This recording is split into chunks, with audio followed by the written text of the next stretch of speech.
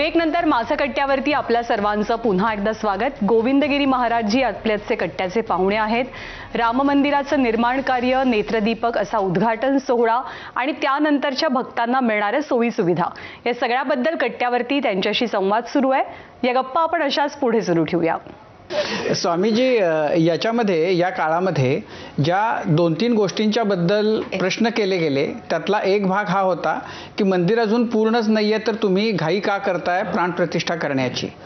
तर त्याच्या मागे काही कारण होतं का? 22 जानेवारी तुम्ही त्याच्याबद्दल अशी टीका केली गेली विश्वस्तांवर की लोकसभेच्या निवडणुका आहेत आणि त्याचा मुहूर्त गाठण्यासाठी हा मुहूर्त काढला गेला आणि त्या सगळ्या कार्यक्रमामध्ये शंकराचार्यांचंच प्रत्यक्ष उपस्थित न राहणं चारही पीठाच्या, तर त्याच्याही बद्दल खूप चर्चा झाली। तर याच्या मागचं नेमकं काय आहे का, तुम्ही काय सांगाल त्याबद्दल? अगदी तुम्ही चांगला प्रश्न विचारलात।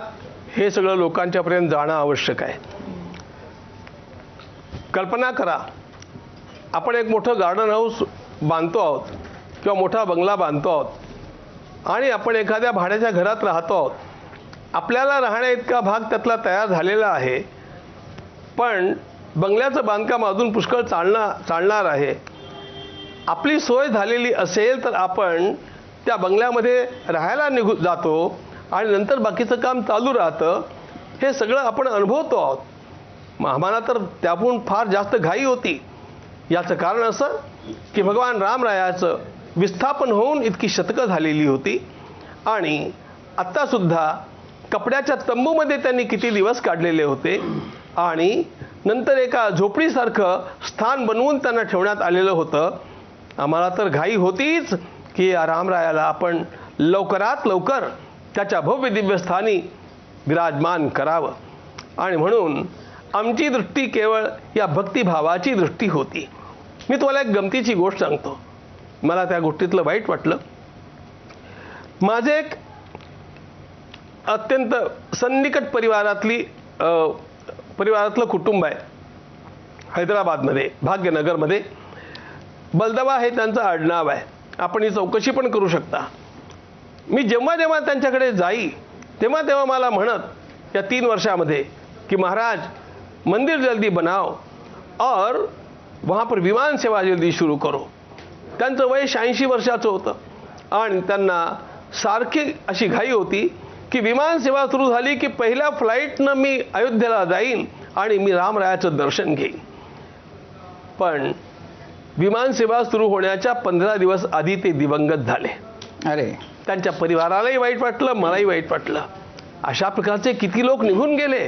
त्यांना भगवान रामरायाचं ते मंदिर बघण्याची त्यांचे उरी मानसी बाळगलेली ती कल्पना, ती भावना चक्षुंनी बघता नाही आली आणि अजून तर आमचं मंदिर पूर्ण व्हायला काही वर्ष लागणार आहेत आणि त्यामुळे अजिबात विलंब न करता आपण रामरायाला त्याच्या स्थानी मोठ्या दिमाखानं सन्मानानं विराजमान करावं ही आमची आकांक्षा।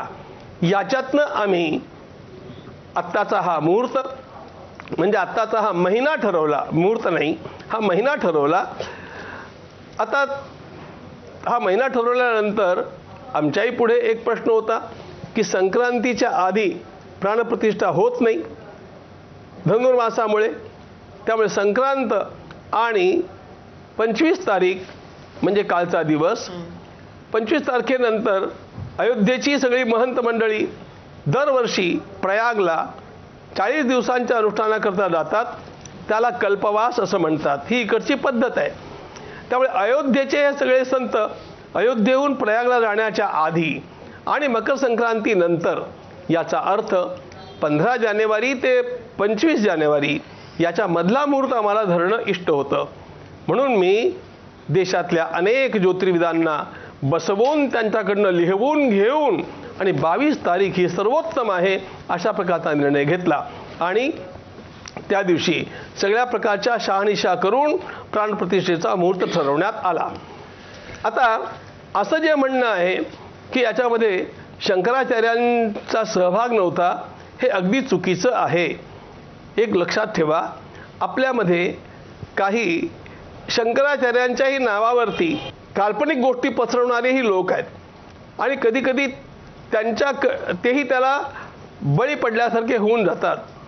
मुळात गोष्ट अशी आहे की जेव्हा आमच्या आचार्यपीठांच्या लक्षात हे आलं की आपल्या नावावरती असा अपप्रचार केला जातोय, तेव्हा शृंगेरी पीठानं स्वतः आपलं पत्र प्रकाशित केलं. गुजरातच्या आपल्या शारदा पीठानं त्यांनीही आपलं पत्र प्रकाशित केलं. गुजरातच्या पीठानं या सगळ्या पीठांच्या मध्ये ज्योतिपीठाचे शंकराचार्य तर आमचे न्यासी आहेत, त्यामुळे प्रश्नच नव्हता.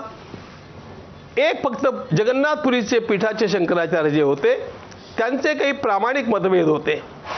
स्वामी नित्यानंद महाराज, मला त्यांच्याबद्दल अत्यंत आदराची भावना आहे, पण ते सुद्धा काही लोकांच्या मुळे गैरसमजातून बोलत होते. पण मला त्यांच्याबद्दल कुठल्याही प्रकारचा आकस नाही. मी त्यांना भेटलो की त्या सगळ्या गोष्टी त्यांच्या निरस्त होतील, मला ठाऊक आहे.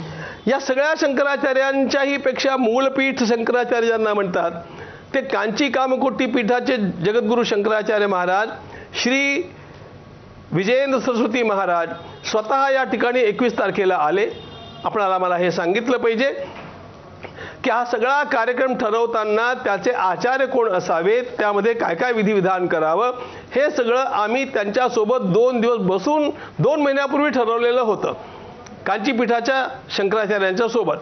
आणि 21 तारखेला ते स्वतः येऊन सगळ्या प्रकारचे न्यासादिक विधी जे काही करायचे असतात, मूर्ती या प्रतिष्ठापनेमध्ये सर्वात महत्त्वाचं जे विधान असतं ते सगळं त्यांनी आपल्या हातांनी पूर्ण केलं.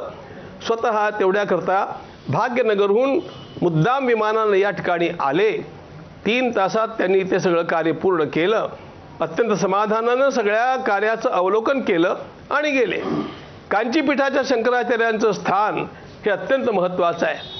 लोकांच्या लक्षात एक गोष्ट येत नाही की भगवान आदिशंकराचार्यांनी शिष्यांच्या करता 4 पीठ निर्माण केली, पण स्वतः कांची कामकोटीला राहिले. आणि त्यामुळे 4ही शंकराचार्यांची जी पीठ आहेत ती शिष्यांची पीठ आहेत. शंकराचार्यांचं मूळ पीठ कांचीपीठ हे आहे. आणि त्यांचे जगद्गुरू परमाचार्य महाराज यांच्या तर दर्शनाकरता स्वयं आमच्या आधीच्या प्रधानमंत्री माननीय इंदिराजी तासनतास बसून राहत. त्यांना स्वतः शिव स्वयंभूमीतलेव तीर्णः, भूतलावरचा शिव अशा प्रकारची लोकांची धारणा निर्माण झालेली होती. त्या पीठाच्या आचार्यांनी येऊन आम्हाला सर्वांना अत्यंत प्रेमानं आशीर्वाद दिलेत. न्यासादिक सगळे विधी करून त्या संपूर्ण कर्माची, त्या ठिकाणी चाललेल्या विधिविधानाची पाहणी केली, शहानिशा केली आणि आनंदानं प्रसन्न होऊन आशीर्वाद देऊन या ठिकाणाहून गेले. त्यामुळे हा भ्रम जो निर्माण केला जातो हा वाईट आहे. एक मात्र व्यक्ती पुन्हा पुन्हा या गोष्टीबद्दल बोलत होती आणि ती म्हणजे काशीमध्ये बसलेले अविमुक्तेश्वरानंद नावाचे एक संन्यासी. ते मात्र शंकराचार्य म्हणून काहीतरी बोलत होते. लक्षात हे घ्या, ते शंकराचार्य नाहीत. सुप्रीम कोर्टानं त्यांना शंकराचार्य हे नाव लावण्याकरता बंदी केलेली आहे. पण हा संन्यासी पुन्हा पुन्हा असं म्हणतो आणि प्रसारमाध्यमं त्याच्याकडे जाऊन त्यांची गोष्ट पुन्हा पुन्हा लोकांच्या पुढे आणतात. यामध्ये चूक त्याची आहे की प्रसार माध्यमांची आहे, याचा विचार तुम्ही करा.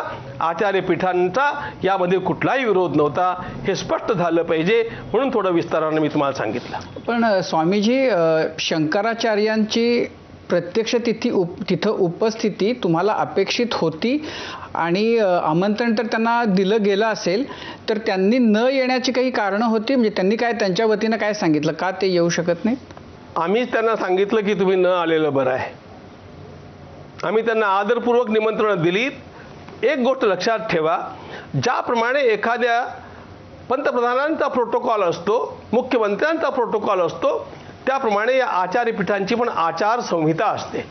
त्यामुळे त्यांना त्यांच्या छत्रचामरासहित जावं लागतं आणि छत्रचामरासहित ते येतील तेव्हा त्यांच्यासोबत आणखी पुष्कळ शिष्यसेवक गण असतात. हे सगळं प्रत्येक आचार्यांचं आम्हाला करता येणं या ठिकाणी असलेल्या जागेच्या संकोचामुळे शक्य नव्हतं.